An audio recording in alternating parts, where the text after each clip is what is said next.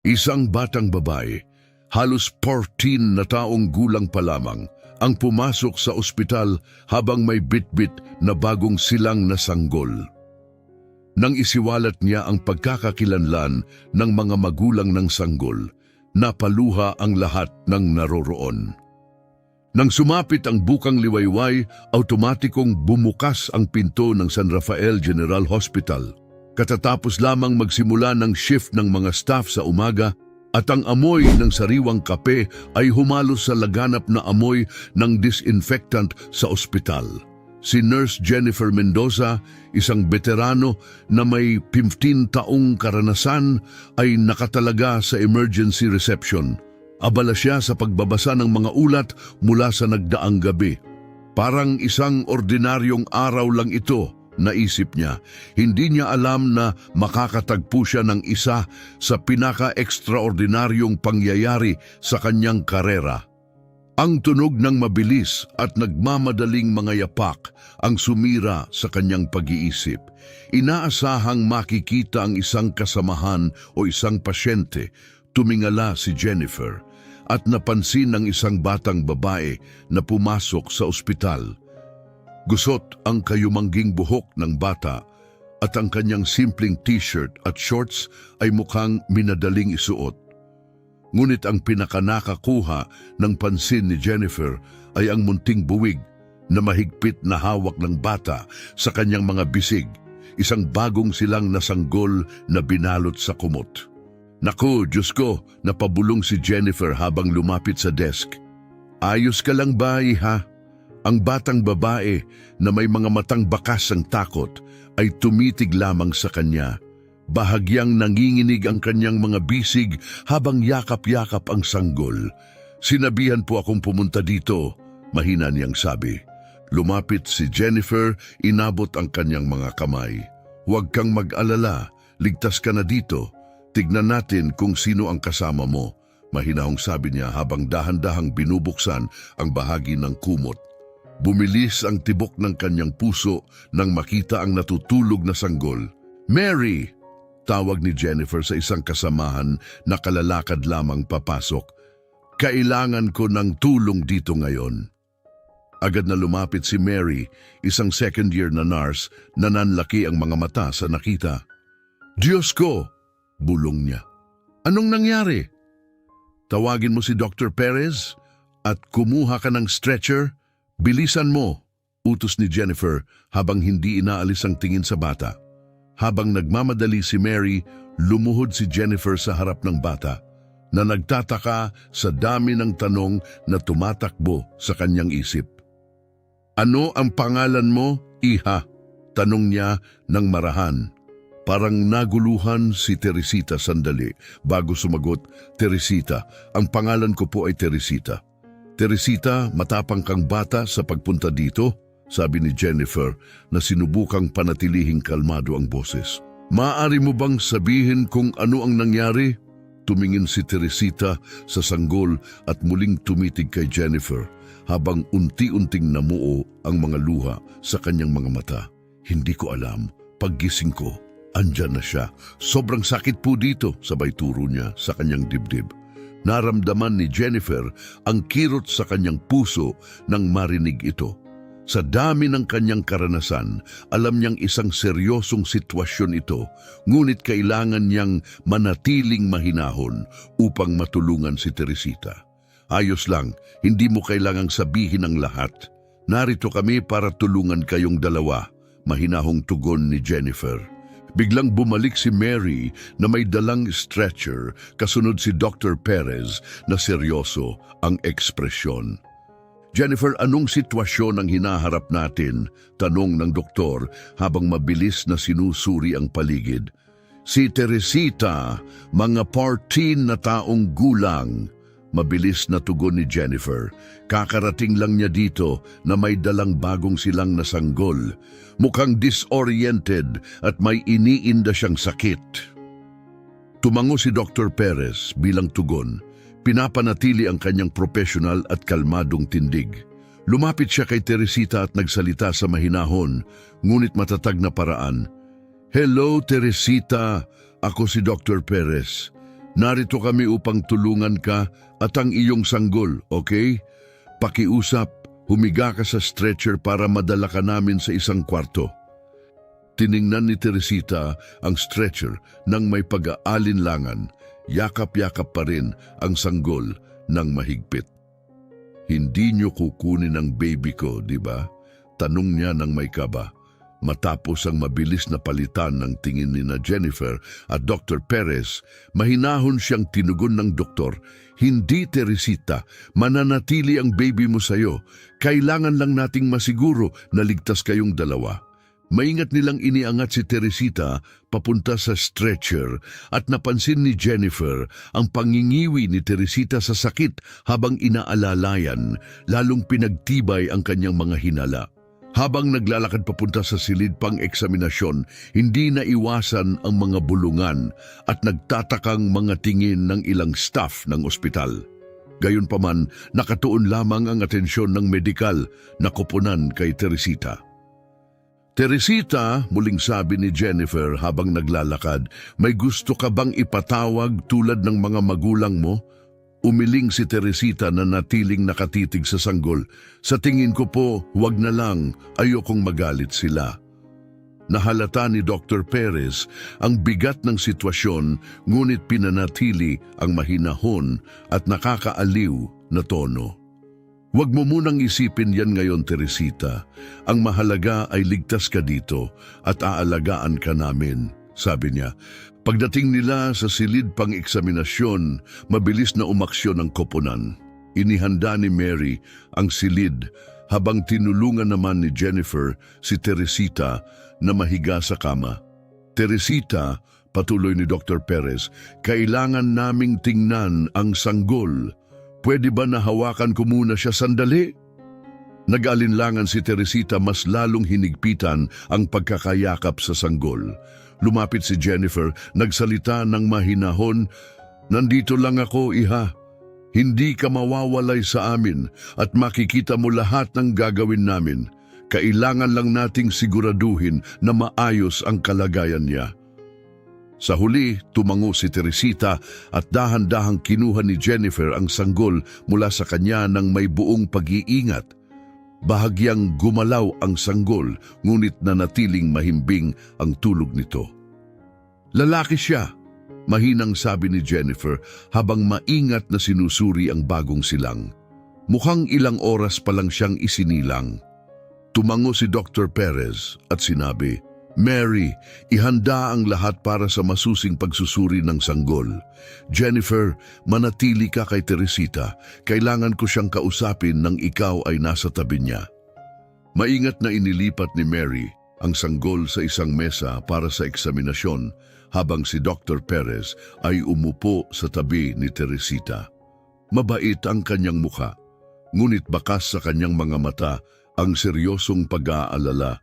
"Mahirap ito pero kailangan kong magtanong upang matulungan ka ng maayos," sabi niya. "Opo," sagot ni Teresita, nananatiling nakatitig sa sanggol na sinusuri ni Mary. "Paano ka nakarating dito sa ospital ngayon?" tanong ng doktor. Sandaling nag-isip si Teresita bago sumagot.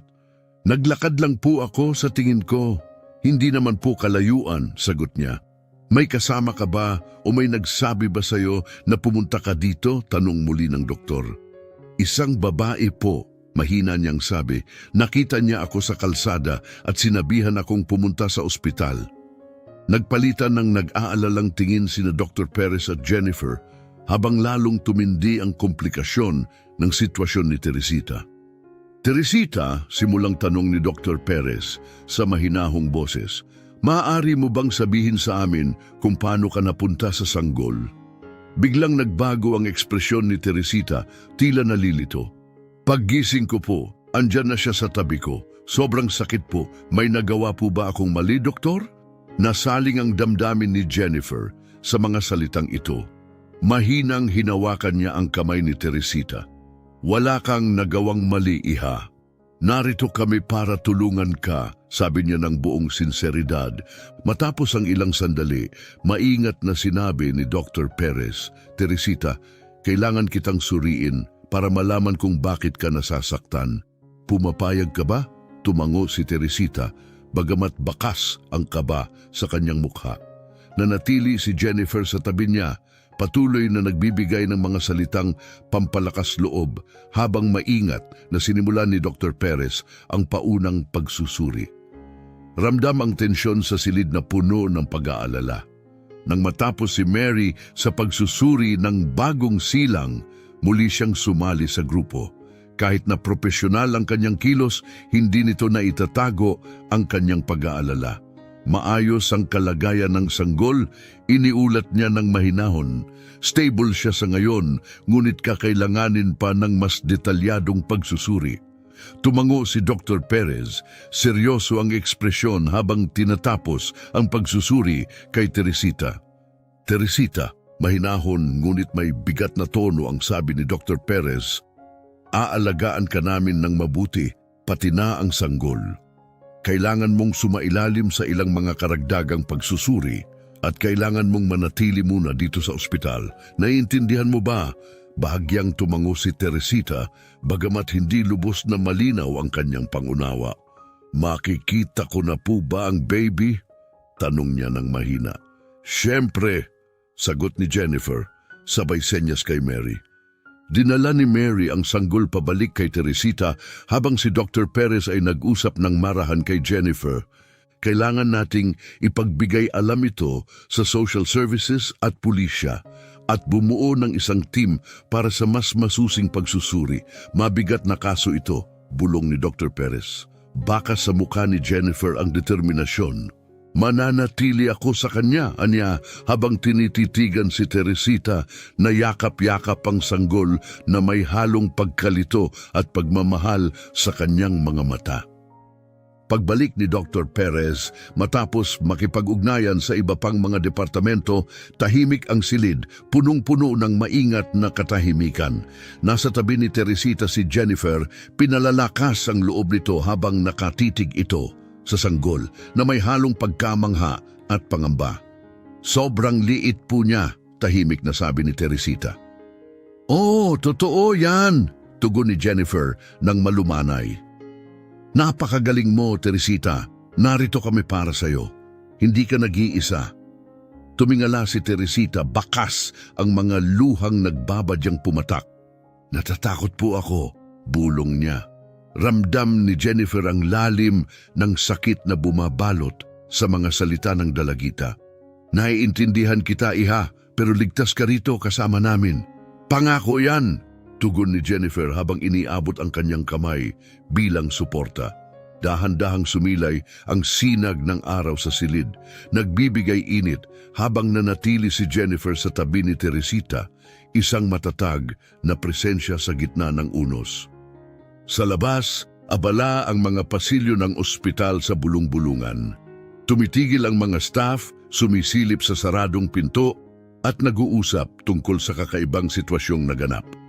Nang bumalik si Dr. Perez, kalmado ngunit bakas ang tensyon sa kanyang kilos, lumapit siya ng mahinahon. Teresita, inihanda namin ang isang espesyal na kwarto para sa iyo at sa sanggol. Mas pribado ito at komportable. Gusto mo bang lumipat na roon? Tumingin si Teresita kay Jennifer na tumango ng may ngiti. Nandito lang ako para sa iyo, iha. Hindi kita iiwan, pangako ni Jennifer. Maingat nilang inilipat si Teresita at ang kanyang sanggol patungo sa isang pribadong silid sa seksyon ng pediatrics. Maaliwalas ang kwarto, pininturahan ng mga kulay na nakapapawi ng loob, at may mga makukulay na guhit sa dingding na ginawa upang magbigay aliw sa mga batang pasyente. Nang maayos na silang nakalipat, umupo si Dr. Perez sa tabi ng kama ni Teresita. Teresita, may mga eksperto na bibisita sa iyo maya-maya. Narito sila para tulungan ka, paliwanag niya. Bagamat halata ang pagkalito sa kanyang mukha, tumango si Teresita bilang pagsang-ayon. Bakit po lahat sila nag-aalala? May nagawa po ba akong mali? Tanong ni Teresita, bakas ang kaba. Maingat na hinawakan ni Dr. Perez ang kanyang kamay, nagbigay ng katiyakan. Wala kang ginawang mali, Teresita. Ngunit may napakalaking bagay na kailangang pagtuunan ng pansin at kailangan naming malaman kung ano ang nangyari upang matulungan ka namin ng maayos. Sa sandaling iyon, pumasok sa silid ang isang social worker na nagngangalang Imelda. Ang kanyang kilos ay pinaghalong init at profesionalismo. "Hello Teresita, ako si Imelda. Narito ako upang tiyakin na maaalagaan ka ng maayos. Pwede ba kitang makausap ng kaunti?" tanong ni Imelda. Tumango si Teresita na nakatingin ng salit-salit kina Imelda, Dr. Perez at Jennifer. Nangumiti ng mapanatag at muling hinawakan ang kanyang kamay bilang suporta. Umupo si Imelda sa tabi ng kama, nagsalita ng mahinahon. "Maaari mo bang ikwento ng kaunti ang tungkol sa sarili mo, Teresita? Ilang taon ka na?" 14 po, mahina niyang tugon habang nilalaro ang kumot na nakabalot sa sanggol. "At sino ang kasama mo sa bahay?" tanong ni Imelda sa mahinahong tinig. Tumingin si Teresita sa sahig, halos pabulong ang sagot. "Kasama ko po ang mama ko at ang stepdad ko." Nagpalitan ng sulyap sina Dr. Perez at Jennifer, pinapanatili ang kanilang mga neutral na ekspresyon. "Alam mo ba kung nasaan sila ngayon?" muling tanong ni Imelda ng may buong pag-iingat. Umiling si Teresita habang namuo ang mga luha sa kanyang mga mata. "Ayoko po silang pumunta, magagalit po sila." Bahagyang yumuko si Imelda na ang tinig ay puno ng pag-unawa. "Wala kaming galit sa'yo dito, Teresita. Nag-aalala lang kami at gusto ka naming tulungan. Bakit mo iniisip na magagalit sila?" Sandaling nag-alinlangan si Teresita, niyakap ang sanggol ng mahigpit bago bumulong. "Dinala ko po yung baby dito. Dapat po sikreto ito." Nababalot ng tensyon ang katahimikan na sumunod, puno ng mga hindi binibigkas na alalahanin. Sa nararamdamang bigat ng sitwasyon, nagsalita si Jennifer ng mahinahon. "Teresita, iha, gutom ka na ba? Pwede kitang kuhanan ng pagkain?" Tumango si Teresita ng may pasasalamat. "Opo, salamat po." Habang umaalis si Jennifer upang kumuha ng pagkain, bumulong si Dr. Perez kay Imelda. "Kailangan nating isagawa ang mga kinakailangang pagsusuri kay Teresita at sa sanggol. Mahalaga rin na maipaalam natin ito sa mga kinauukulan." Tumigas ang ekspresyon ni Imelda na puno ng determinasyon. "Ihahanda ko na ang mga kinakailangang hakbang. Sa ngayon, ang mahalaga ay matiyak nating komportable at ligtas si Teresita." Muling humarap si Dr. Perez kay Teresita na nakatutok pa rin sa sanggol. Nagsalita siya ng mahinahon. "Teresita, kailangan nating magsagawa ng ilang mga pagsusuri para matiyak na maayos ang lagay ninyong dalawa ng baby. Pumapayag ka ba na tingnan ka ng ilang espesyalista?" Tumingala si Teresita, bakas sa kanyang mga mata ang pangamba. "Masakit po ba iyon?" "Gagawin naming kasing komportable hanggat maaari," paniniguro ni Dr. Perez. "At hindi kita iiwan ni Jennifer habang ginagawa ito." Saktong bumalik si Jennifer, may dalang tray ng mainit na sopas at tinapay na nagbigay ng ginhawa sa silid sa pamamagitan ng mabangong amoy nito, panandali ang naibsan ang tensyon. "Narito ang pagkain mo, Teresita," masayang sabi ni Jennifer habang inilalapag ang tray. "Kumain ka muna habang nag-uusap tayo, ha? Sigurado akong gutom ka na." Tumango si Teresita at tinanggap ang pagkain. Maingat na inilipat ni Jennifer ang sanggol mula sa mga braso ni Teresita patungo sa kanya upang makakain ito ng maayos. Habang dahan-dahang sumusubo ng sopas si Teresita, muling nagpatuloy si Imelda sa kanyang malumanay na pagtatanong. "Teresita, ano ang naramdaman mo nung una mong makita ang baby?" tanong niya ng maingat. Sandaling huminto si Teresita, tinitigan ang sanggol na ngayoy karga ni Jennifer. "Natatakot po ako," pag-amin niya. "Hindi ko alam kung ano ang gagawin ko nung una pero naisip ko ang cute-cute po niya." Tumango si Imelda ng may simpatya. Iyan ay normal lang na maramdaman, Teresita. Tama ang ginawa mo sa pagpunta rito. Ano po ang mangyayari sa susunod? Tanong ni Teresita, bahagyang nanginginig ang boses. Muling sinigurado siya ni Dr. Perez ng may kalmadong tono. Sa ngayon, mananatili ka muna rito kasama namin. Gusto naming siguraduhing maayos ang iyong kalusugan bago tayo magdesisyon tungkol sa mga susunod na hakbang. Ayos lang ba iyon sa'yo? Bahagyang tumango si Teresita, bakas sa kanyang mukha ang pag-aalala sa kawalan ng katiyakan. Upang maibsan ang bigat ng sitwasyon, nagsalita si Jennifer ng may mahinahong tono. May naisip ka na bang pangalan para sa baby? Tanong niya habang maingat na inuugoy ang sanggol. Nagulat si Teresita sa tanong, pwede po ba akong magbigay ng pangalan sa kanya? Siyempre, sagot ni Jennifer nang may matamis na ngiti. May naiisip ka na ba? Matapos ang sandaling pag-iisip, lumambot ang ekspresyon ni Teresita. Manuel, napakagandang pangalan, puna ni Imelda ng may banayad na tono. Parang nagbibigay proteksyon ang tunog nito. Habang tahimik na nagpatuloy ang usapan, nagpaalam sandali si Dr. Perez at lumabas sa pasilyo upang makipagkita kay Dr. Sanchez, ang hepe ng pediatrics, na halatang nag-aalala. Ano ang sitwasyon, Perez? Mahinang tanong ni Dr. Sanchez. Malalim na bumuntong hininga si Dr. Perez. Mas malala ito kaysa inakala natin. 14 na taon pa lang si Teresita at ang sanggol ay bagong silang pa lamang. Malamang na may seryosong kaso tayo ng kapabayaan o pang-aabuso. Napakurap si Dr. Sanchez, tila iniinda ang bigat ng sitwasyon. Naiabisuhan na ba ang mga kinauukulan? Inaasikaso na ng social worker. Kailangan din nating tawagin ang mga espesyalista sa pediatrics at child psychology, paliwanag ni Dr. Perez. Ano man ang kailangan mo ibibigay namin, ito ang magiging prioridad natin, pagtitiyak ni Dr. Sanchez. Sa loob ng silid, yakap-yakap na ulit ni Teresita si Baby Manuel. Maingat na hinahaplos ang pisngi nito habang tinititigan siya ni Jennifer na may halong lambing at pag-aalala. Napakaliit po niya, mahina niyang sabi. Lalaki rin siya kaagad, tugon ni Jennifer na may ngiti. Mabilis lumaki ang mga sanggol. Kumunot ang noo ni Teresita, bakas ang pag-aalala. Paano po siya? Mananatili po ba siya sa akin?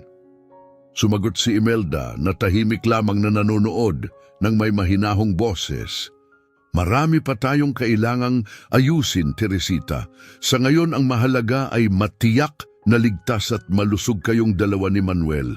Narito kami upang ibigay ang pinakamahusay na pag-aalaga para sa inyo. Dahan-dahang tumango si Teresita, bakas pa rin ang kaba. Ramdam ito ni Jennifer, kaya sinubukan niyang aluin ang dalagita. Gusto mo bang basahan kita ng kwento? Marami kaming magagandang libro dito. Medyo lumiwanag ang mukha ni Teresita sa ideya. Pwede po ba yung tungkol sa mga anghel tulad ni Manuel? Nakangiti si Jennifer na tila naibsan din ng kaunti ang bigat ng sitwasyon. Siyempre, iha, hahanap ako ng magandang kwento para sa'yo. Lumabas si Jennifer upang kumuha ng libro. Pansamantalang nagbigay ng katahimikan sa silid. Pagbalik ni Dr. Perez, ang kanyang ekspresyon ay seryoso ngunit puno ng malasakit. Teresita, kailangan nating magsagawa ng ilang pagsusuri sa iyo mamaya. Pero bago iyon, may gusto ka bang hilingin para maging komportable ka? Nagdalawang isip si Teresita bago mahiyang nagtanong, pwede po bang bigyan si Manuel ng stuffed toy? Ang simpleng hiling ni Teresita ay tila dumurog sa puso ni Dr. Perez. Siyempre, bibigyan namin siya ng stuffed toy, pangako niya ng may lambing. Sa buong araw, abala ang ospital. Dumating ang mga karagdagang staff at social workers at maingat na nagsagawa ng kanilang mga panayam ang mga pulis sa di kalayuan. Bumalik si Jennifer, dala ang isang libro tungkol sa mga guardian angels. Naupo siya sa tabi ni Teresita at binasahan ito ng kwento habang mahimbing na natutulog si Baby Manuel sa crib. Isang maliit na teddy bear ang nakapwesto sa nightstand. Tila isang tahimik na bantay. Kahit nakalmado ang silid, naiintindihan ng lahat na masalimuot ang landas na kanilang tatahakin. Ang mga hamon, desisyon at posibilidad ng paghilom para kina Teresita at Manuel ay nagsisimula pa lamang. Habang unti-unting lumubog ang araw at pinaliguan ng gintong liwanag ang silid, pinagmamasdan ni Jennifer si Teresita na sa wakas ay nakatulog na.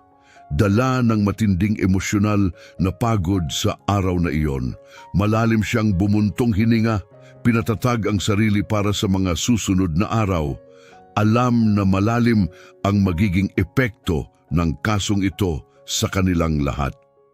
Sa ngayon, nakatuon ang isip ni Jennifer sa pagpaparamdam ng seguridad kay Teresita.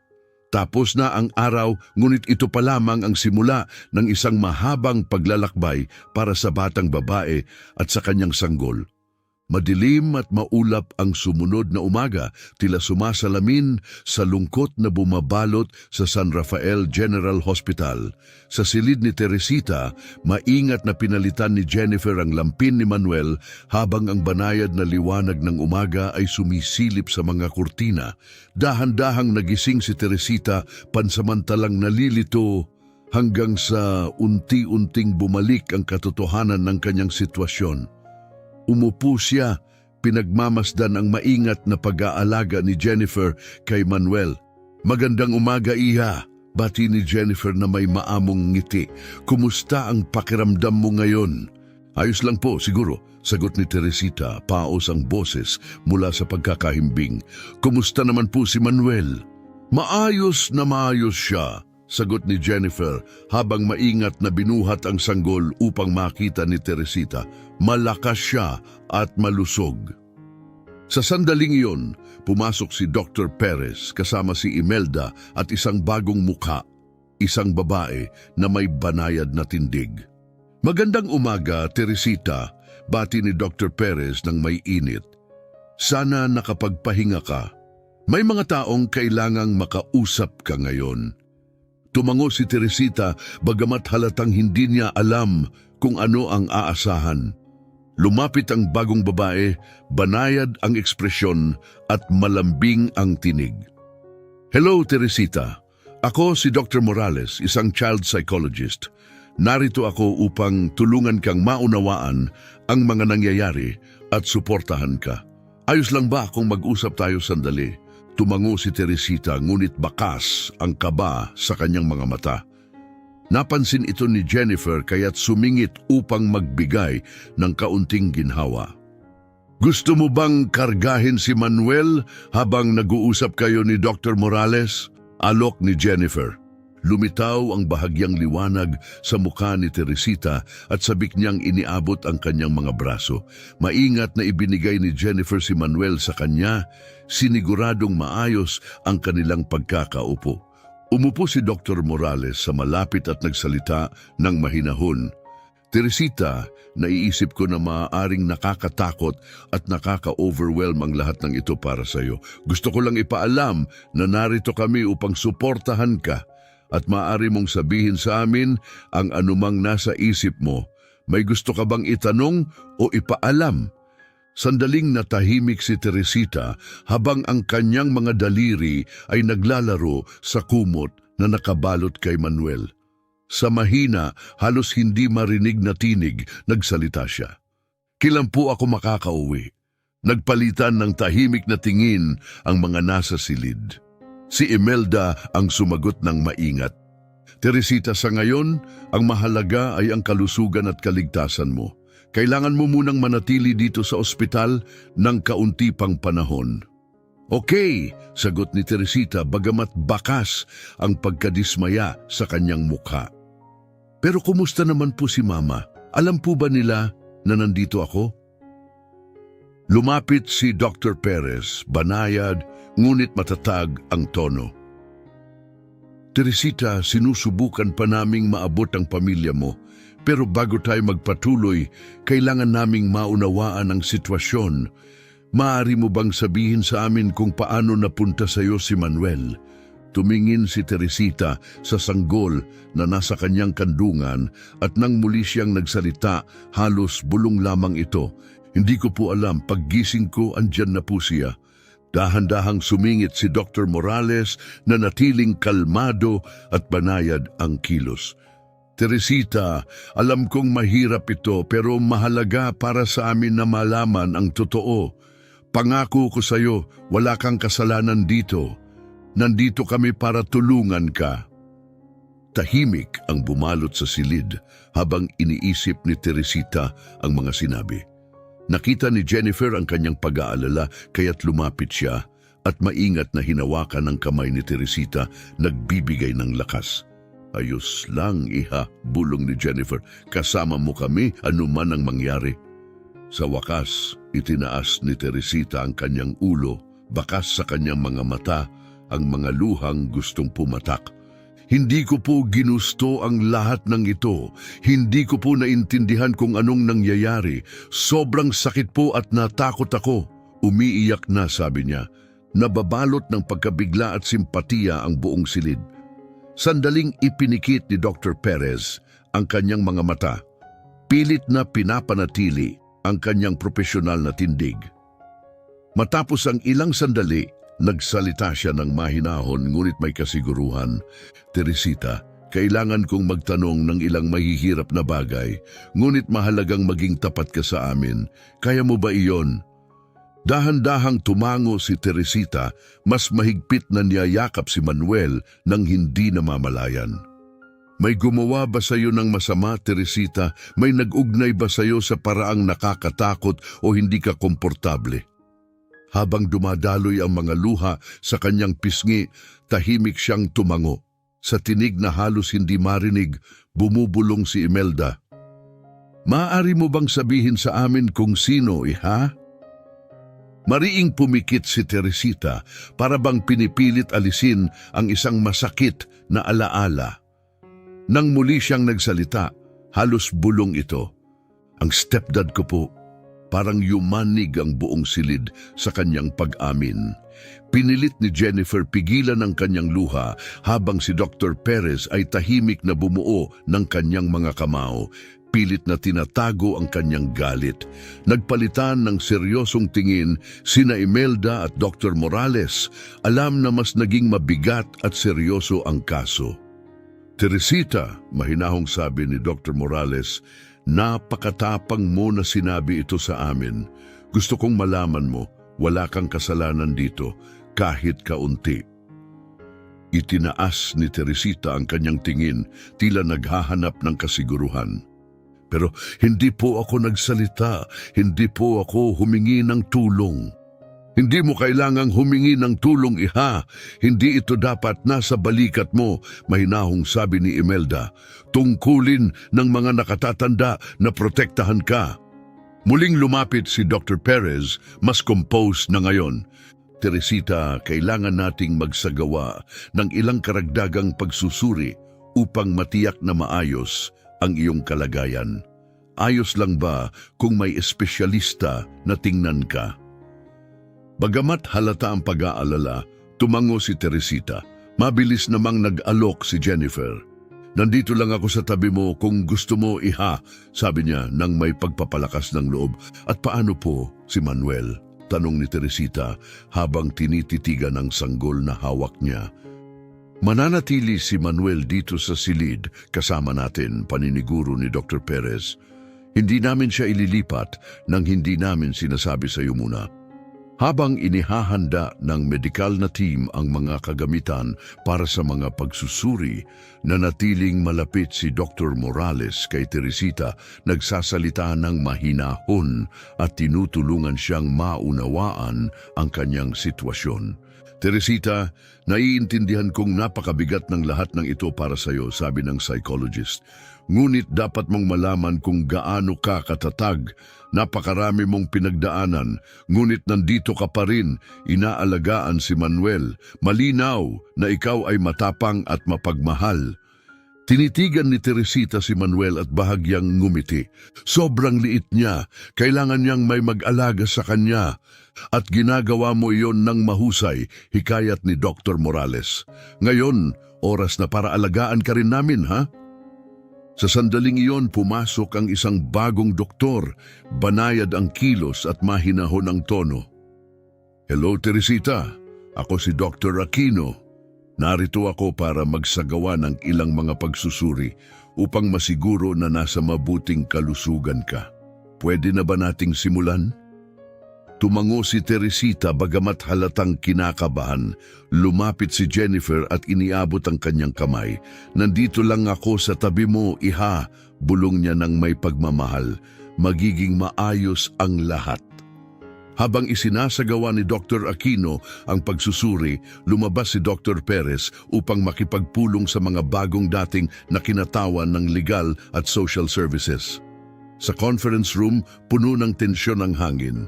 Si Detective Romero, na nangunguna sa investigasyon, ang unang nagsalita.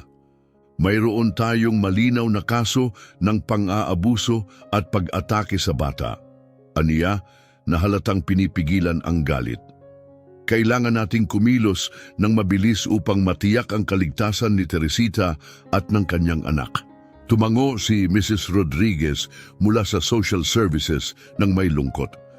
Sinimulan na namin ang proseso upang ilayo si Teresita mula sa pangangalaga ng kanyang ina.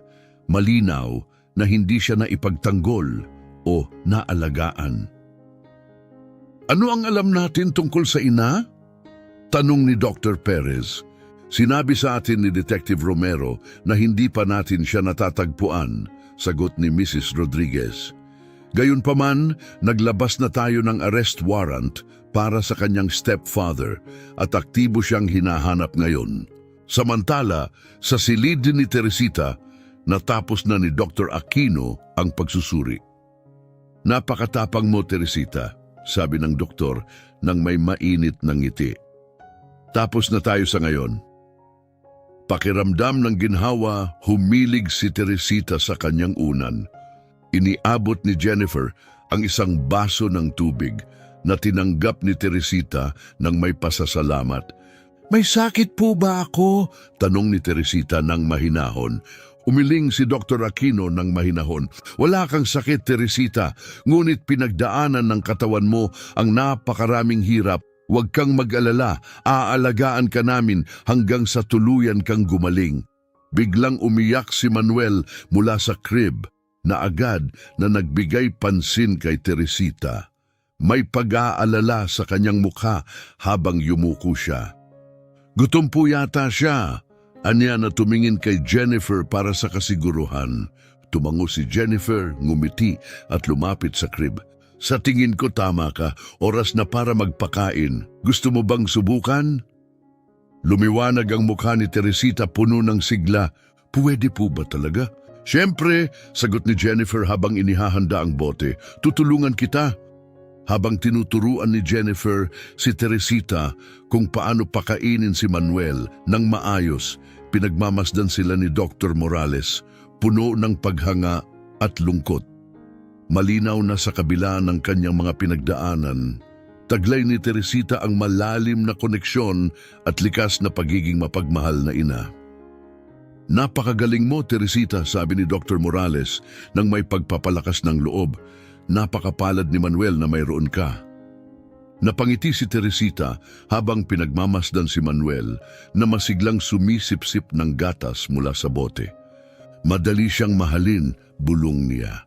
Ang tahimik na sandali ay nasira nang bumalik sina Dr. Perez at Imelda. Ang mga seryosong mukha nila ay nagdulot ng kaba kay Teresita. Ano po yon? Tanong niya, halatang kinakabahan. Kukunin niyo po ba si Manuel? Mabilis siyang pinatahimik ni Imelda. Huwag kang mag-alala, Teresita. Mananatili sa iyo si Manuel sa ngayon, ngunit may ilang mahalagang bagay tayong kailangang pag-usapan. Lumapit si Dr. Perez, banayad ngunit seryoso.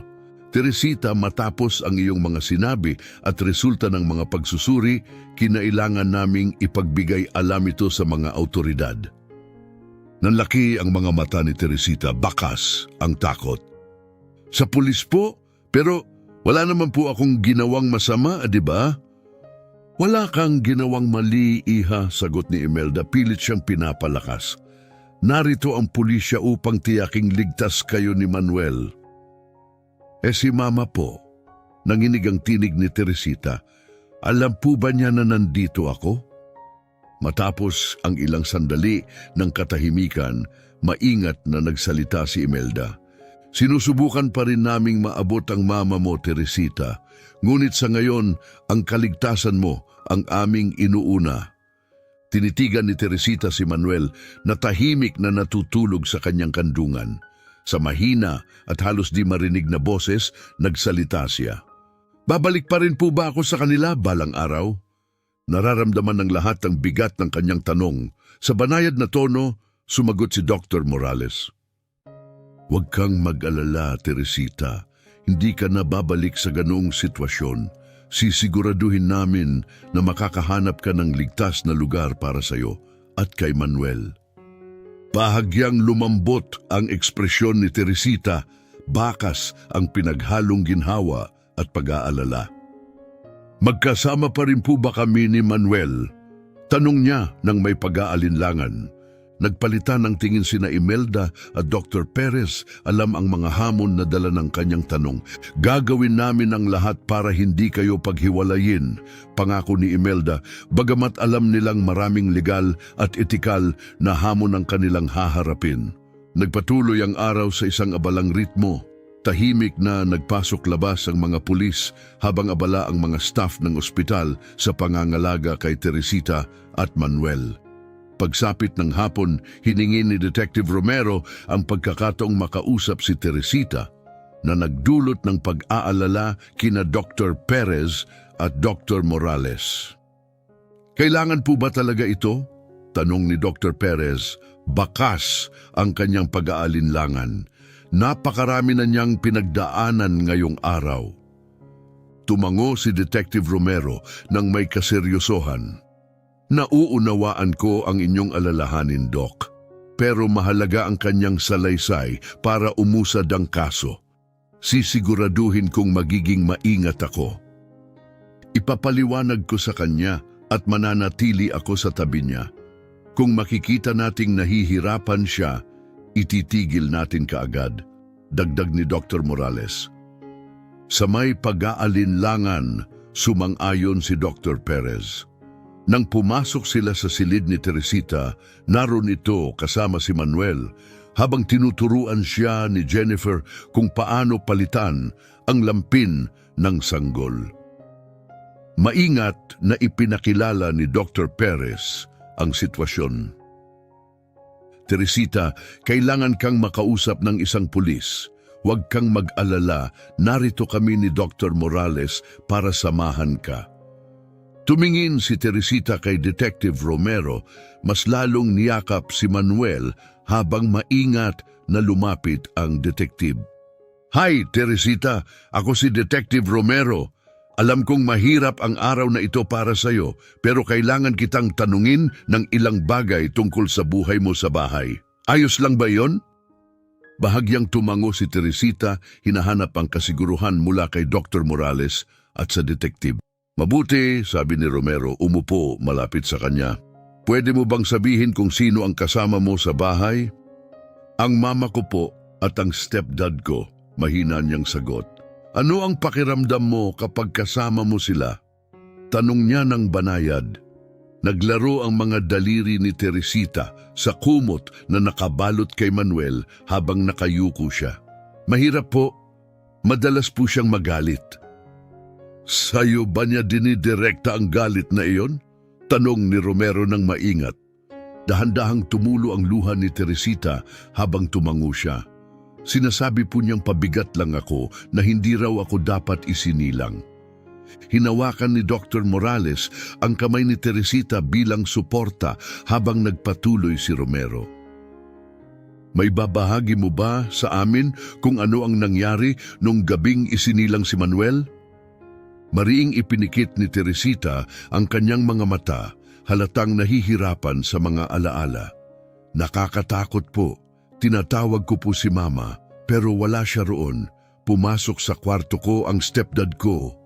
Tumigil siya, nanginginig. Nagpalitan ng tingin si Detective Romero at Dr. Morales bago nagsalita muli ang detective ng maingat.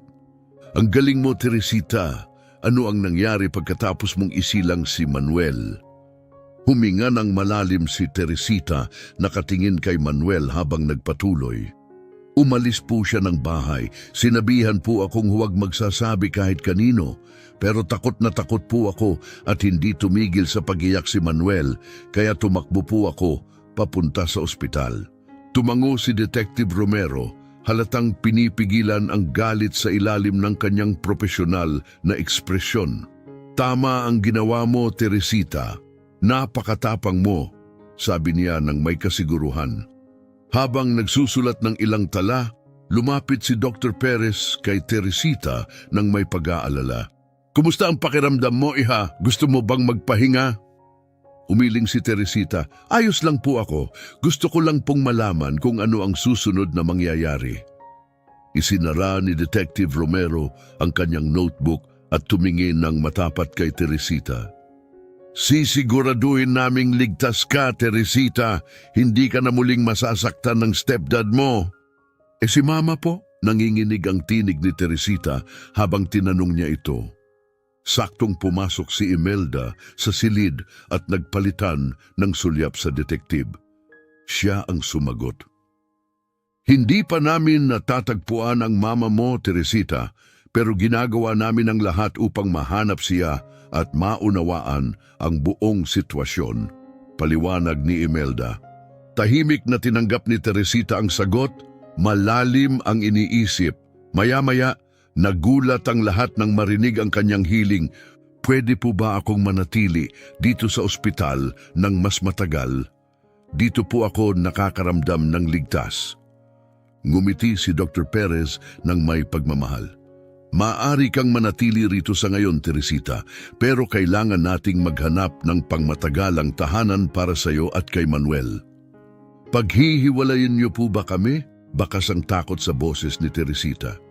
Lumapit si Imelda, nagsalita ng mahinahon, ngunit may kasiguruhan. Medyo komplikado ang sitwasyon, Teresita. Bata ka pa para alagaan ang isang sanggol ng mag-isa, pero gagawin namin ang lahat para matiyak na maayos ang kalagayan niyong dalawa. Sandaling natahimik si Teresita bago marahang nagsalita. Pwede po akong matuto. Kaya ko pong alagaan si Manuel. Gusto ko pong maging mabuting ina sa kanya. Puno ng emosyon ang silid hanggang sa bumasag ng katahimikan si Jennifer na halatang naantig. Teresita, iha, napakabuti mong ina. Mahal mo si Manuel at gusto mo ang pinakamabuti para sa kanya. Iyan ang pinakamahalaga. Nagsalita naman si Dr. Morales ng may banayad na tono. Teresita, normal lang na gustuhin mong alagaan si Manuel. Pero tandaan mo rin, bata ka pa. Kailangan mo rin ng oras upang lumaki at matuto nang hindi pasan ang buong responsibilidad.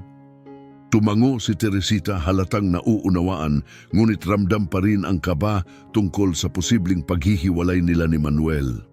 Pero makikita ko pa rin po ba siya kahit na hindi siya nasa akin? Ngumiti ng may init si Imelda. Gagawin namin ang lahat para manatili kayong magkasama, Teresita. Pero sa ngayon, mag-focus tayo sa pagpapanatiling ligtas at malusog kayong dalawa, ha?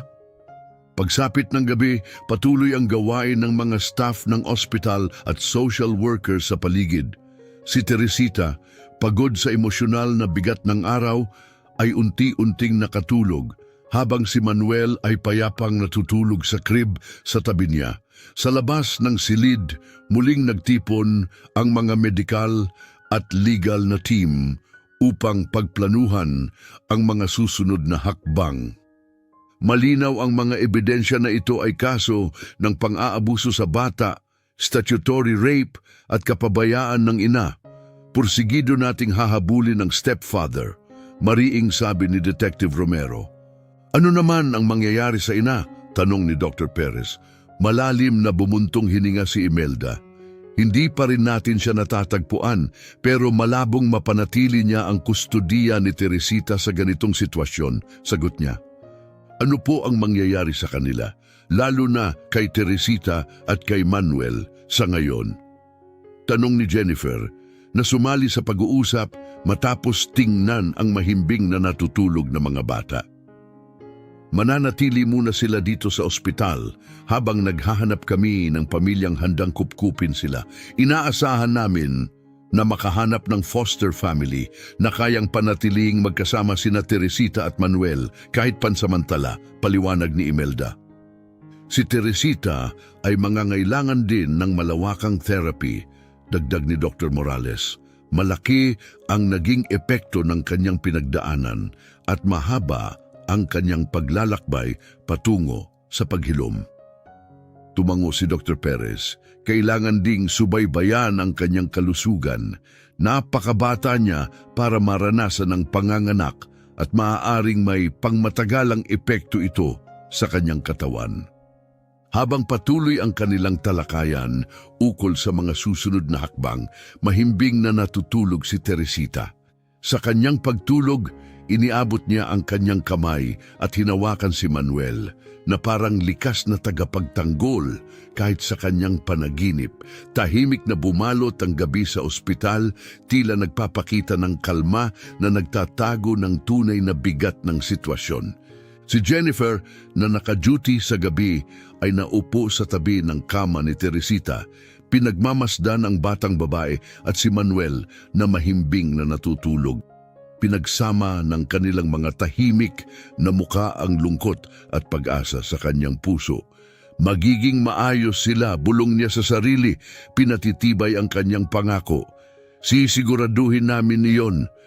Habang patuloy na umikot ang mundo sa labas, sa loob ng ospital ay bumubuo ng mahahalagang desisyon ang mga nasa paligid nila. Hindi namamalayan ni Teresita at Manuel ang lalim ng epekto ng kanilang kwento sa mga taong nakapaligid sa kanila at ang mga hamon na nasa hinaharap. Pagsapit ng madaling araw ng ikatlong araw sa San Rafael General Hospital, dama ang paghihintay at pag-aalala. Ang kwento ni Teresita at Manuel ay tumimo ng husto sa mga staff ng ospital, iniwan ang isang malalim na impresyon sa kabila ng kanilang propesyonal na gawain. Matapos ang buong gabing pagbabantay, pinalitan si Jennifer ni Mary, isa pang nurse na matagal nang sumusubaybay sa kaso. Paano ang naging tulog nila? Tanong ni Mary nang mahina habang ina-update ni Jennifer. Medyo tahimik sila. Nagkaroon ng bangungot si Teresita bandang 3:00, pero napatahan ko rin siya ng hindi nagigising si Manuel. Paliwanag ni Jennifer, bakas ang pagod sa kanyang mukha. Salamat, Jennifer. Magpahinga ka na. Ako na ang bahala, sagot ni Mary, bakas ang malasakit sa kanyang boses.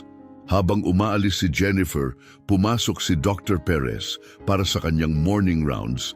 Dala ang pagod, ngunit malinaw na malasakit sa kanyang mga pasyente. Magandang umaga, bati ni Mary nang mahinahon. Kumusta ang ating mga espesyal na pasyente ngayong umaga? Natutulog pa rin sila, tugon ni Mary.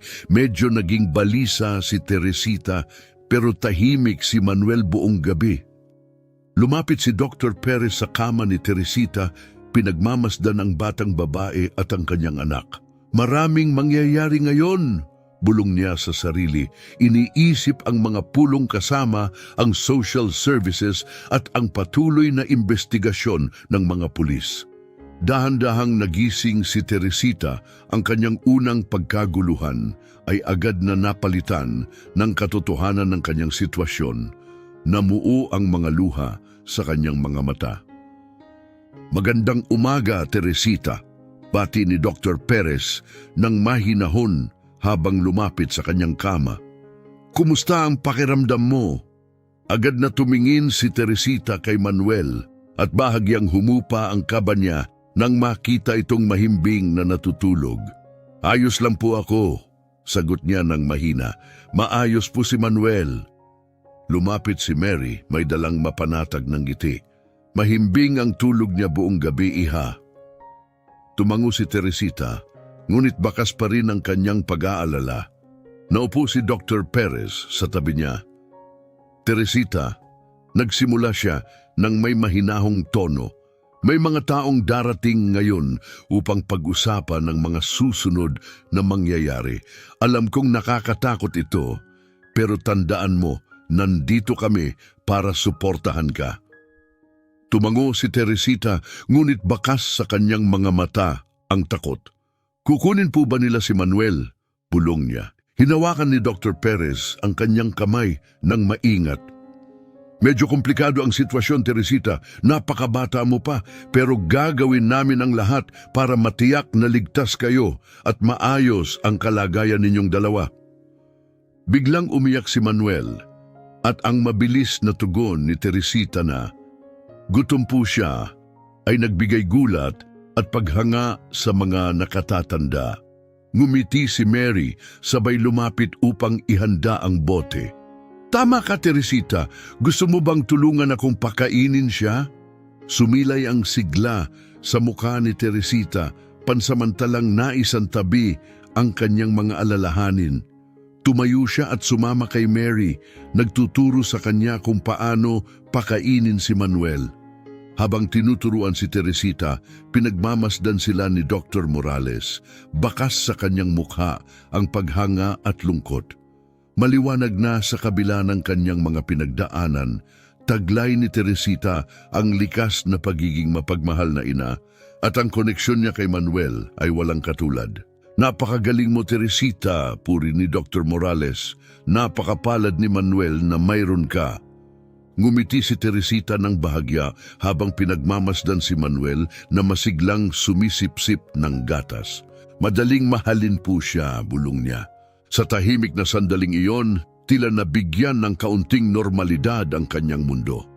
Ngunit sa labas ng silid, patuloy ang pagpupulong ng mga doktor, social workers at mga pulis na nag-aayos ng plano para sa hinaharap ni na Teresita at Manuel, isang hinaharap na puno ng hamon, paghilom at pag-asa. Pagsapit ng tanghali, dumating si Imelda, isang dedikadong social worker, kasama ang isang hindi pamilyar na babae para kay Teresita. Sa labas ng silid ni Teresita, sinalubong sila ni Dr. Perez. Magandang umaga, bati ng doktor na may init. Kumusta ang lahat ngayong araw? Napabuntong hininga si Imelda, halatang pagod. Mabigat ang gabi pero may posibleng magandang balita. Ito si Gininong Isabel Morales, isang kahangahangang foster parent sa aming programa. Si Gininong Morales, isang babae sa edad 50 na may kaaya-ayang ngiti, iniabot ang kanyang kamay. Ikinagagalak kitang makilala, Doktor. Matagal ko nang sinusubaybayan ang kwento ni na Teresita at Manuel. Nagpakita ng bahagyang pag-asa ang mukha ni Dr. Perez. Ibig sabihin ba? Tumango si Imelda ng kumpirmado. Bukas ang pamilya ni Ginong Morales na kupkupin sina Teresita at Manuel kahit pansamantala. Sanay sila sa mga kaso na ganito at naniniwala kaming magiging angkop sila. Lumitaw ang malaking ginhawa sa mukha ni Dr. Perez. Napakagandang balita niyan, pero kailangan nating ipaalam ito kay Teresita ng maingat. Marami na siyang pinagdaanan, kaya dapat nating lapitan ito ng may pag-unawa. Pagpasok nila sa silid, nakita nila si Teresita na nakaupo sa kama, karga si Manuel habang tinuturuan siya ni Mary kung paano magpalit ng lampin. Teresita! Tawag ni Imelda sa mahinahong tinig. May gustong makilala ka. Nagtaka ngunit halatang maingat, tumingin si Teresita kay Imelda at kay Ginong Morales. May malambing na ngiti, lumapit si Ginong Morales. Hello, Teresita. Ako si Isabel Morales. Marami na akong narinig tungkol sa iyo at kay Manuel. Mas lalong niyakap ni Teresita si Manuel. Kukunin po ba nila siya? Tanong niya na puno ng takot. Mabilis siyang pinatahimik ni Imelda. Hindi, Teresita. Narito si Jinka Morales upang pag-usapan ang posibilidad na manatili kayong dalawa sa kanilang pamilya ng magkasama. Nagulat si Teresita na tila hindi makapaniwala. Magkasama po? Oo, sagot ni Ging. Morales, naupo sa tabi niya. Malaki ang aming bahay at may karanasan kami sa pag-aaruga ng mga batang dumaan sa mahihirap na sitwasyon. Nagmumuni-muni si Teresita at tinanong, pwede ko pa rin po bang alagaan si Manuel?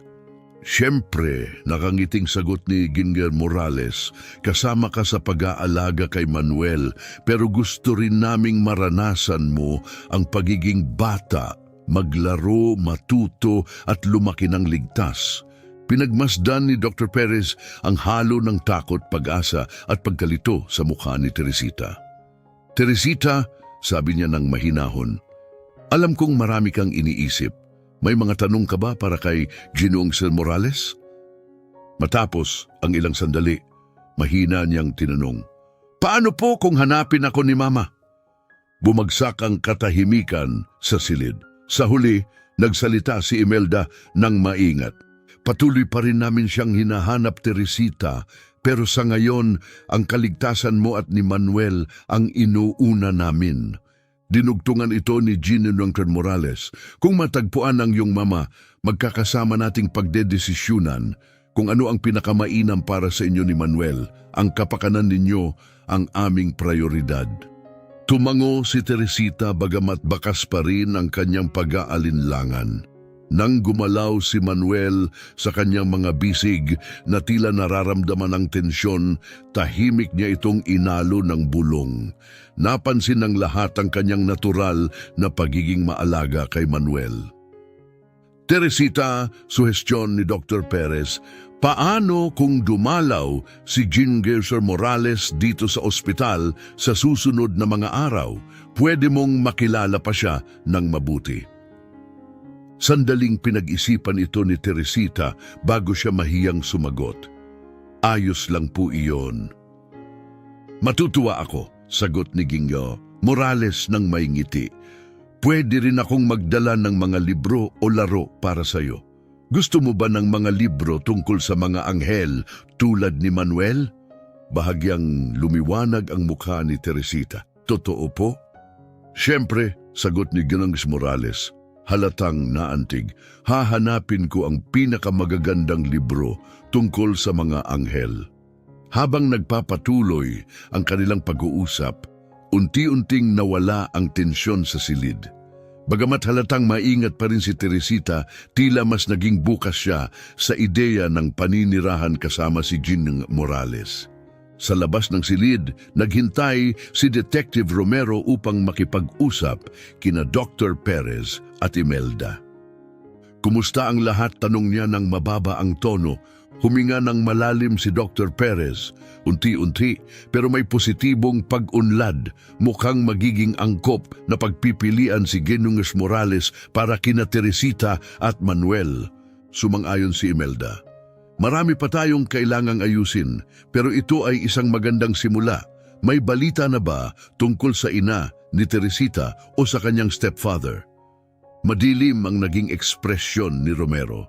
Hindi pa rin natin natatagpuan ang ina, ngunit nasa kustodiya na ang stepfather. Nahuli siya kagabi habang tinatangka niyang tumakas papunta sa border.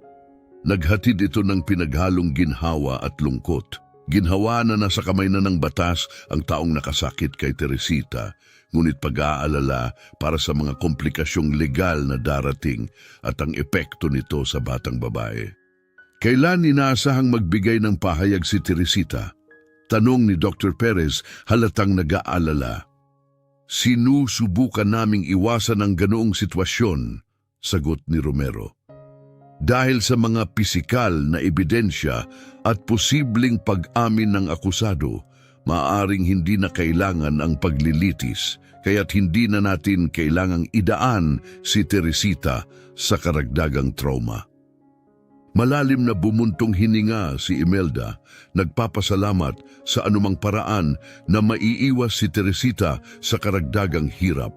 Samantala, sa loob ng silid, unti-unting nagiging komportable si Teresita kay Jeannie Nelson Morales na ipinapakita sa kanya ang mga larawan ng kanilang bahay at luntiang hardin sa kanyang telepono. Meron kaming duyan at maraming bulaklak sa aming likod bahay, paglalarawan ni Jeannie Nelson Morales. Mahilig ka ba sa mga bulaklak, Teresita?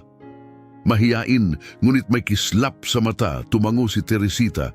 Gusto ko po ang mga sunflower, ang lalaki at ang saya nilang tingnan. Lumiwanag ang mukha ni Jijang Morales. Ang ganda ng pagkakataon, may garden kami ng mga sunflower. Maaari mo akong tulungan sa pag-aalaga sa kanila kapag sumama ka sa amin. Isang bahagyang kislap ng tuwa ang lumabas sa mga mata ni Teresita. Talaga po, makakatulong po ako? Siyempre, masayang sagot ni Ginges Morales.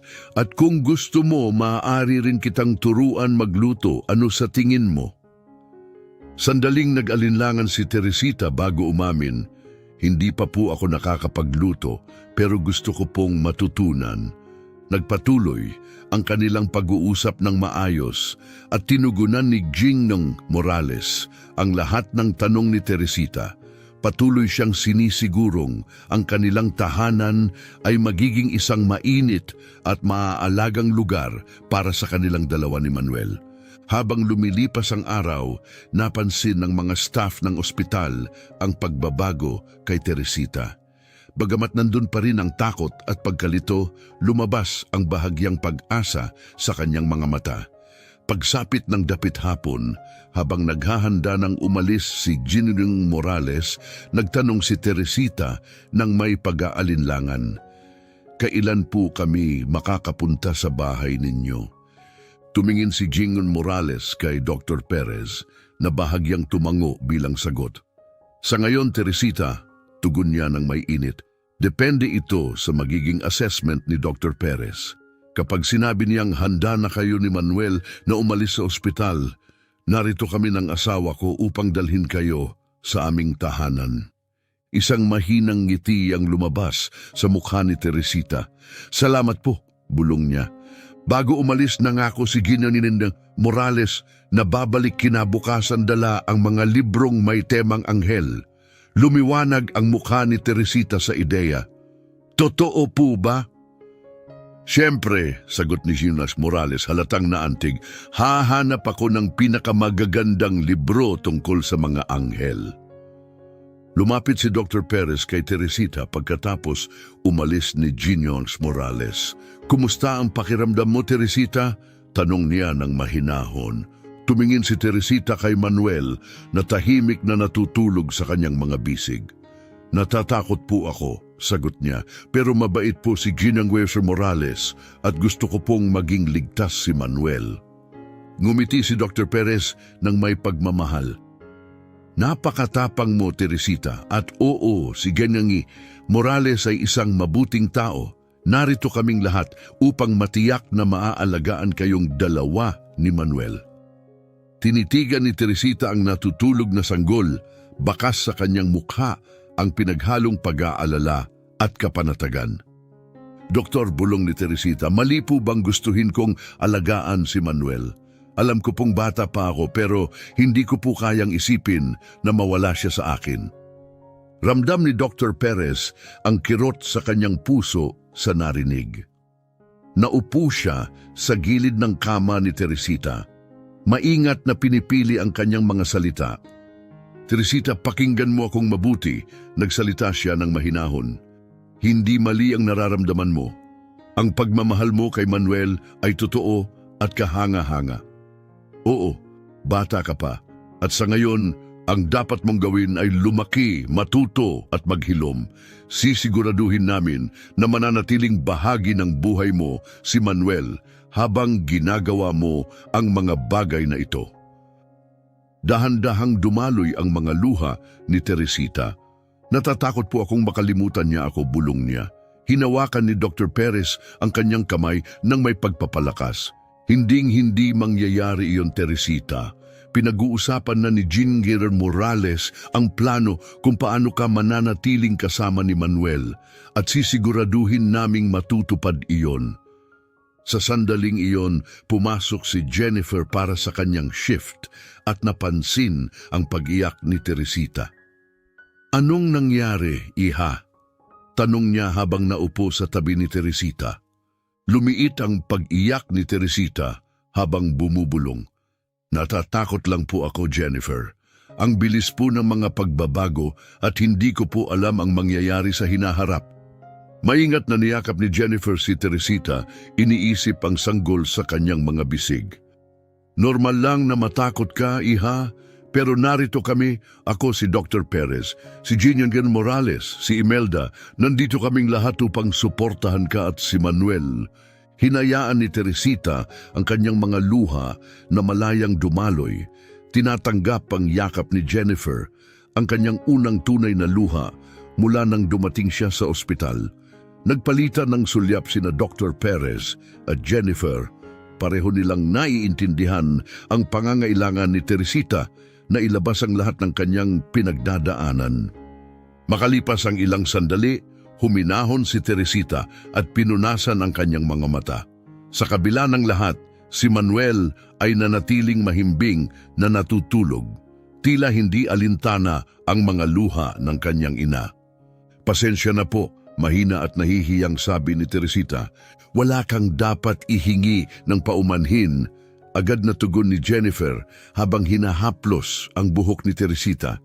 "Minsan, ang pag-iyak ay nakakapagpagaling," sumang-ayon si Dr. Perez. "Teresita, napakatatag mo, pero normal lang na makaramdam ng kahinaan paminsan-minsan. Narito kami para suportahan ka." Nagising si Manuel at nagsimulang umungol ng mahina. Gutom na po yata siya, puna ni Teresita, na agad na nakatuon ang atensyon sa kanyang anak. "Gusto mo ba akong gumawa ng gatas para sa kanya?" alok ni Jennifer nang may ngiti. Tumango si Teresita at dahan-dahang inalog si Manuel habang inihahanda ni Jennifer ang kanyang pagkain. Pinagmamasdan ni Dr. Perez ang eksenang iyon, humahanga kung paanong, sa kabila ng sarili niyang paghihirap, inuuna pa rin ni Teresita ang pangangailangan ng kanyang anak. "Teresita," sabi niya ng mahinahon, "tunay kang kahanga-hanga." Nagulat si Teresita at tumingin kay Dr. Perez. "Ako po?" Tumango si Dr. Perez. "Oo, ikaw. Napakaraming hirap ang pinagdaanan mo, pero nandito ka na buong pagmamahal na inaalagaan si Manuel. Iyon ay hindi pangkaraniwan." Namula si Teresita sa papuri. "Gusto ko lang naman pong maging maayos siya," bulong niya. "Magiging maayos siya," paniniguro ni Dr. Perez, "dahil sa pangangalaga mo." Bumalik si Jennifer, dala ang bote at maingat itong iniabot kay Teresita na sanay ng pakainin si Manuel. "Napakagaling mo," puna ni Jennifer na may ngiti. "Mahiyain ngunit may pagmamalaki," sagot ni Teresita. "Si Mary po ang nagturo sa akin. Sabi niya, mabilis daw po akong matuto." Habang kumakain si Manuel, alam ni Dr. Perez na oras na upang talakayin ang isang seryosong bagay. "Teresita, may dapat kang malaman. Nahuli na ng pulis ang iyong stepfather." Nanigas si Teresita at lumaki ang kanyang mga mata sa takot. "Darating po ba siya dito?" Mabilis siyang pinatahimik ni Dr. Perez. "Hindi, nasa kustodya na siya at hindi ka na niya masasaktan." Tumingin si Teresita kay Manuel, iniisip ang narinig. Ano pong mangyayari sa susunod? Tanong niya ng mahina. Napabuntong hininga si Dr. Perez. Magkakaroon ng proseso sa korte, pero sisikapin namin na hindi ka gaanong maapektuhan. Ang dapat mong pagtuunan ay ang iyong pagbangon at pangangalaga sa iyong sarili at kay Manuel. Dugtong ni Jennifer ng malambing, "At nandito kami sa bawat hakbang mo." Tumango si Teresita, halatang hindi pa rin ganap na kampante, pero bahagyang napalubag ang loob. Nang matapos ang kanyang gatas, gumalaw si Manuel, tila nangangailangan ng burp. Kailangan po yata niyang dumighay, sabi ni Teresita, na lalong ipinakita ang kanyang lumalalim na pagkaunawa sa pangangalaga ng bata. Gusto mo bang ituro ko kung paano? Alok ni Jennifer nang may ngiti. Agad na tumango si Teresita at maingat na ipinakita ni Jennifer kung paano dahan-dahang tapikin ang likod ni Manuel habang nakasandal ito sa kanyang balikat. Tahimik na pinanood ni Dr. Perez ang tagpong iyon, humahanga sa katatagan ni Teresita at sa pagmamahal na ipinapakita niya kay Manuel. Ngunit ramdam din ang lalim ng mga hamong kanilang haharapin. Sa buong hapon, iba't ibang miyembro ng staff ng ospital ang dumaan sa silid ni Teresita. Marami ang nagsagawa ng mga check-up bilang dahilan, habang ang iba ay simpleng bumisita upang magbigay ng ngiti at pagbati. Malinaw na ang sitwasyon ni na Teresita at Manuel ay tumagos sa puso ng bawat isa. Makalipas ang ilang oras, bumalik si Mary, may daladalang maliit na pakete. "Hi Teresita," bati niya ng masigla, "may dala akong espesyal para sa iyo." Nagulat si Teresita at tiningnan ang pakete ng may pag-usisa. "Para sa akin po?" Tumango si Mary at iniabot ang regalo. Maingat itong binuksan ni Teresita at natagpuan ang isang maliit na photo album sa loob. "Naisip ko lang na baka gusto mong magkaroon ng lugar para sa mga alaala ninyo ni Manuel," paliwanag ni Mary.